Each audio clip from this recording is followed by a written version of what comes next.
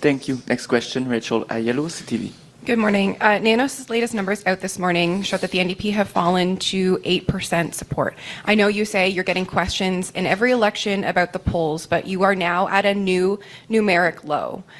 Should we expect your campaign to pivot to triage mode next week? Again, we saw in the Ontario election that just happened a couple months ago, they literally predicted, the same aggregate said that the New Democratic Party would not have party status. They literally formed the official opposition. So I'm not worried about that. What I'm focused on in this campaign is the choice that people have. People are rejecting the message of Pierre Poilievre and the Conservatives, saying, you know what, the cuts that he's proposing, not good for our country, not good for my family, not good for me. That's a no for me. And now people are starting to look at Mark Carney and saying, well, he's also talking about cuts. And he's someone that's not going to protect me and my family against the exploitation I'm experiencing as a renter. He's not someone who's going to stand up for me. If you're worried about that, send a New Democrat to fight for you. Vote for Lisa Roberts here in Halifax, and you'll have someone that's going to be on your side. But respectfully, aren't you risking the future of your party by taking this head down, steady as she goes approach and not trying to change things up?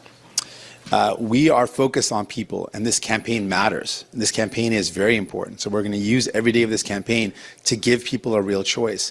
I don't want people to think, and I'm sure Liberals and Conservatives would love for you to think, that you have no other choice in this election. They would love for you to have no one out there pointing out that Mark Carney is someone that profited off of the housing crisis. I'm sure he would love for us to not be here to say that. I'm sure that Pierre Poilievre would love for us to not point out that his plan to cut people to services at a time of potential recession and economic disaster is a horrible plan.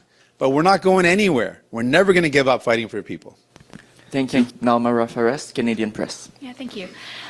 We're 2 weeks into the campaign now, and I wonder if it seems unrealistic at this point that we will see an NDP government at the end of this campaign. Would you be willing to say at this point that Canadians should elect a minority Liberal or Conservative government if it's not going to be an NDP government?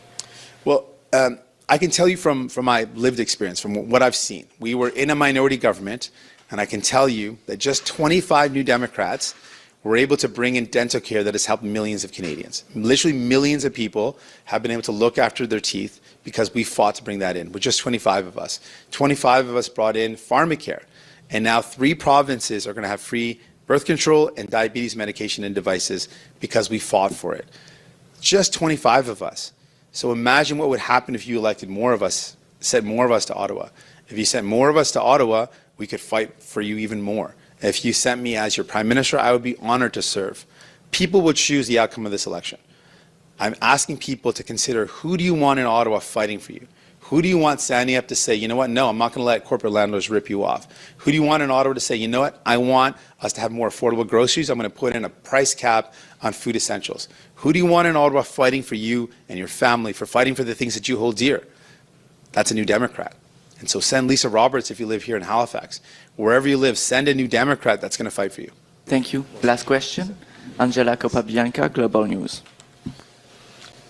Hi. So leading into this election, the NDP didn't have any seats in Atlantic Canada. I guess I'm wondering, how confident are you that the NDP will win any seats in the region? Very confident. I've spoken to lots of folks that remember what it was like to have a New Democrat fighting for them. They remember what it was like having Megan Leslie here in Halifax.